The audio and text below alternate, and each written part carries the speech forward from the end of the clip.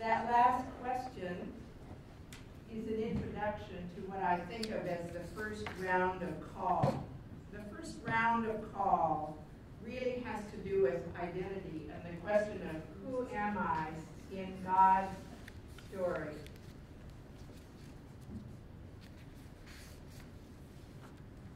I believe that every time we go through a major bodily change, we are asking that question. If you have a heart attack, if you have a stroke, you have the death of a loved one, or you birth a child, or you go off to college, every time you go through a major change, there is that question, who am I now? And if we quickly move to the question of vocation or work, we miss a territory that needs to be addressed. Who am I? Who am I in God's eyes? That was really the question for Moses, wasn't it? And if you know that story from Exodus 3, his first response was, well, suppose the Pharaoh doesn't listen to me. Well, suppose the people don't listen to me. Well, who shall I say sent me? You know, those are all I am questions.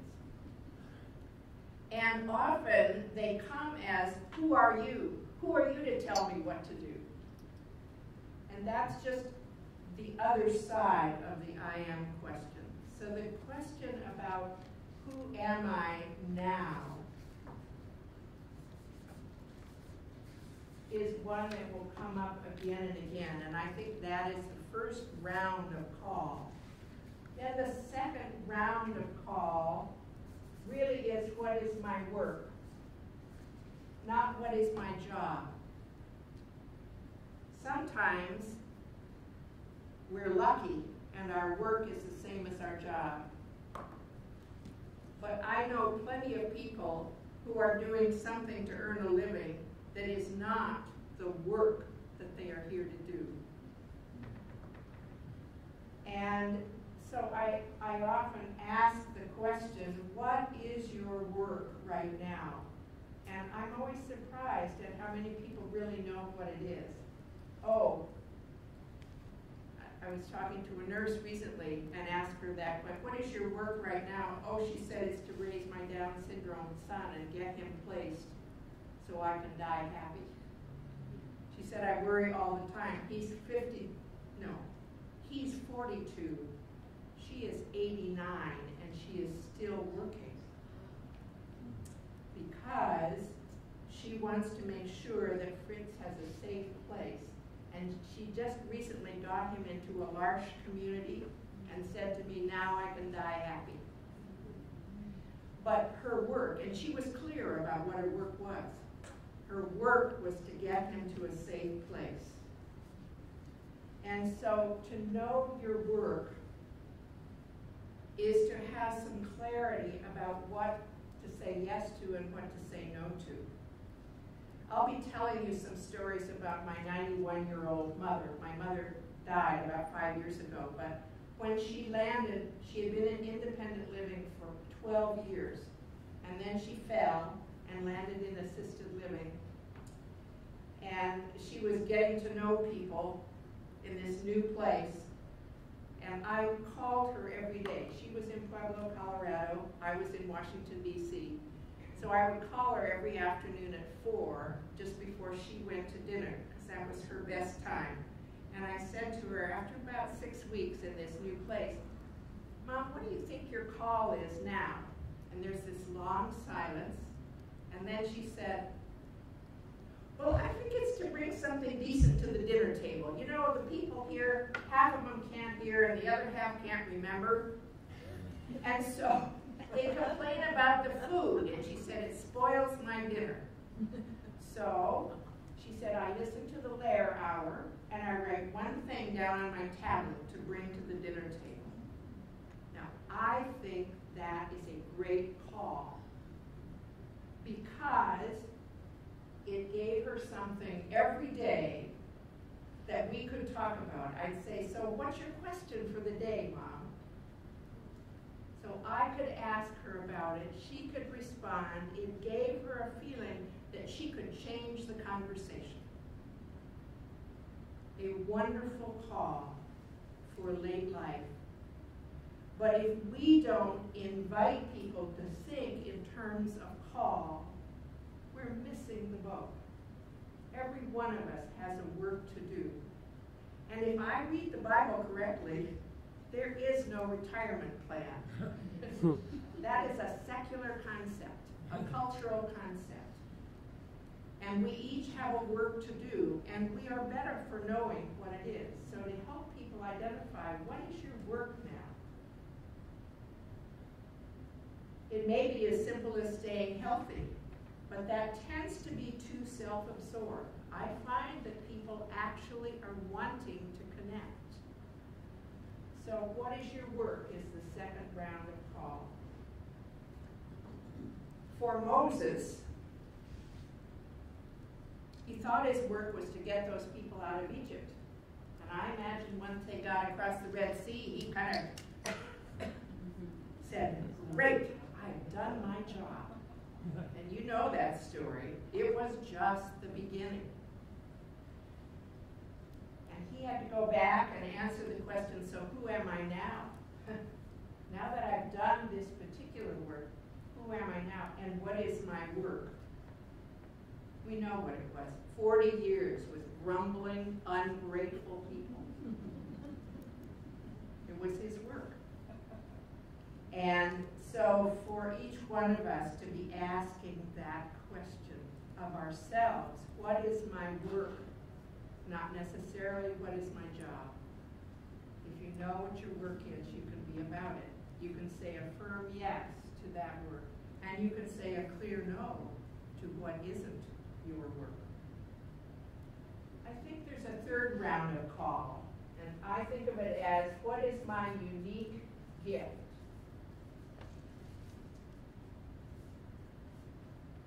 I do believe that each of us is given some charism that we need to live out, or it will make us sick. I'll tell you a story. I come from Church of the Savior in Washington, D.C. It's a small ecumenical church. And I knew about that church because there was a writer, Elizabeth O'Connor, who wrote Call to Commitment, Journey Inward, Journey Outward, Eighth Day of Creation. Those books were like beacons for me when Peter and I, my husband was in the Army for 20 years, and we moved around, and those books were like a homing signal. And when we moved to Washington, D.C. in 1976, I thought, aha, now we get to go to Church of the Savior in person.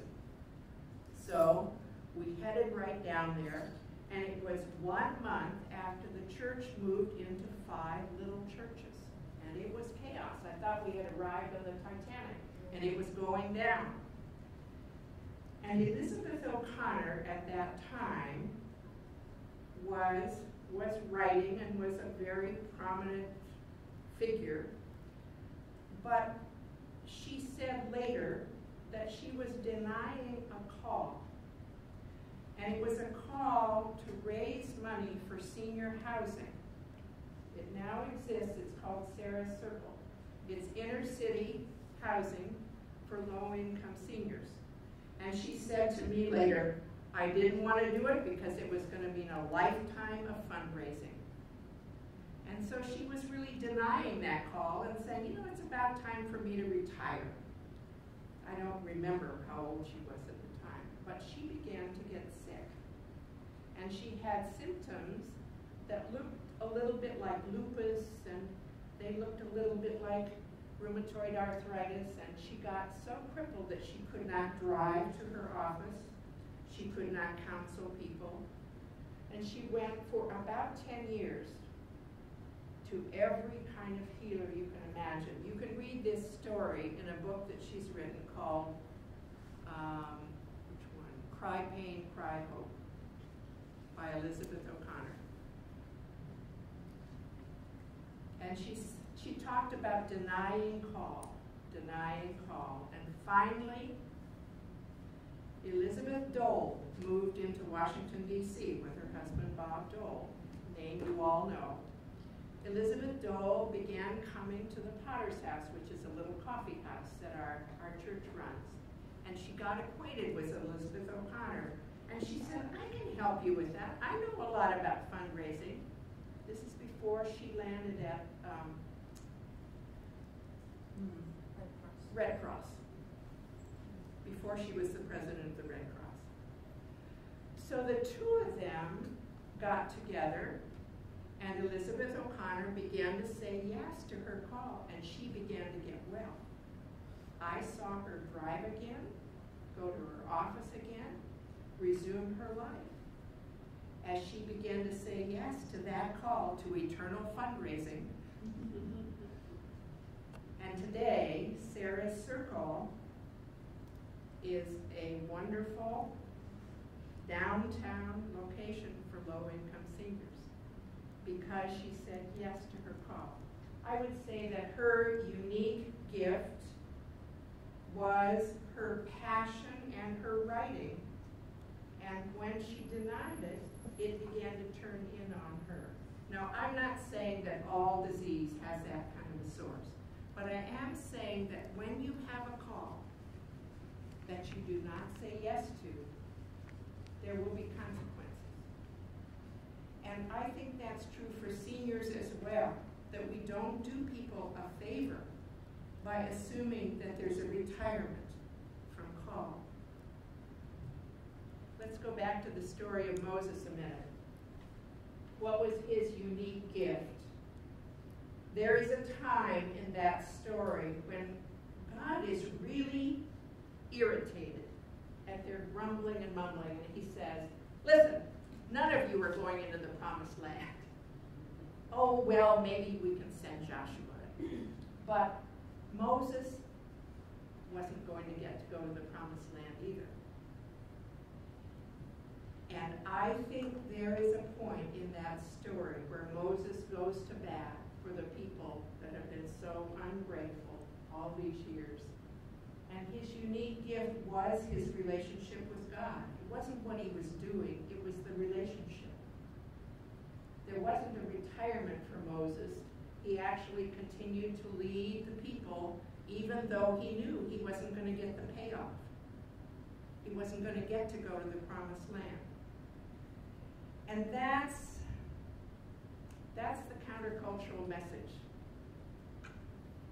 That the payoff for saying yes to call is simply the integrity of call.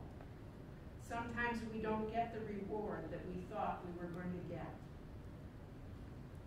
What we do get is a sense of wholeness and integrity.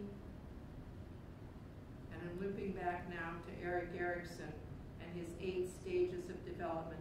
Beyond stagnation and generativity is integrity and despair. And I think when we don't say yes to call, there is a tendency to move toward despair. And when we do say yes to call, we can die knowing that we have done the work we were given to do.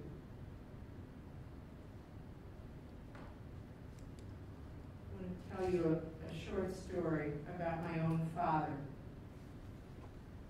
My dad was a family doctor in Bellingham, Washington.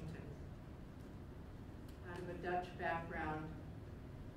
And when he retired at age 65, he said, you know, I shouldn't be operating on people, but I still have a lot to give. And he kind of washed around for about a year. He tried mission work, he tried the Peace Corps, nothing quite worked. And then he found that the Bureau of Indian Affairs was willing to hire someone at his age to do locum tenens on different Indian reservations. And my mom could go with him, and they would do 3-month stints at places like the Rosebud Indian Reservation, or out in South Dakota, North Dakota, Montana. For 10 years he did that. So his work was clinics, not operating on people. In a 3-month period on the Rosebud Indian Reservation, he delivered 32 babies, and he was 80 miles from the nearest clinic. And he said proudly, I didn't lose a baby, and I didn't lose a mother. And it demanded every bit of my experience, you know. And it was, in a sense, the most satisfying time of his life, ages 65 to 75. Then he developed cancer, colon cancer. And he had to stop doing that, and he entered a live virus vaccine experiment at Columbia Presbyterian Hospital, and he sent them his own tissue. And I said, Dad, are you hoping for a cure? It seemed a little late for that. Oh no, he said, I'm expendable, but somebody will benefit. Now here's a man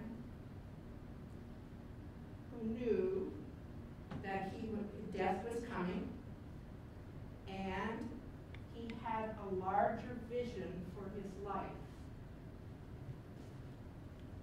I think for someone who understands the notion of call, this is taking place in a much larger field, the field of God's story.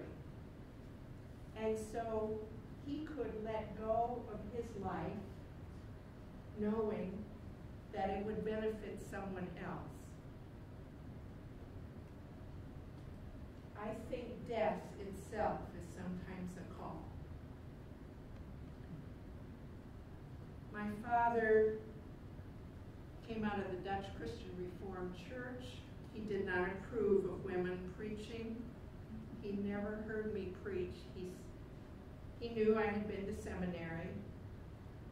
And on his deathbed, he handed me an envelope.